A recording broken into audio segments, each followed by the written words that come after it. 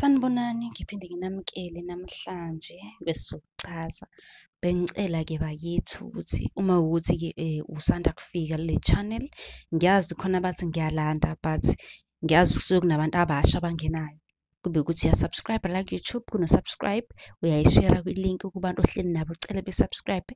Uma uyibuka ku-TikTok, sicela ukuthi-ke ufollowe, ucomment ukuthi wena ufisa sikuchazele lithini ngoba njalo siyachaza.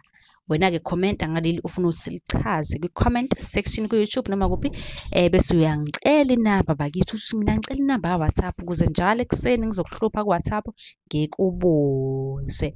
Ngizoqala-ke ngichaze ukuthi-ke lo buzile ezothola impendulo ubuze ukuthini.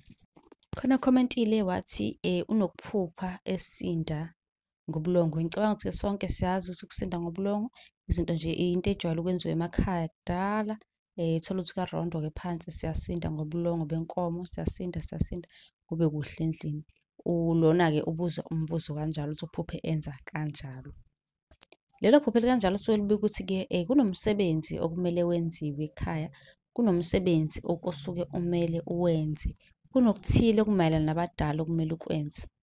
Ngiyacabanga ukuthi lo buzile usephendulekile. Nami unombuzo ungabuza kwi-comment section. Ngizobe sengenza yakhe video ngokukhethekile njengoba ngenza nje nakwabanye.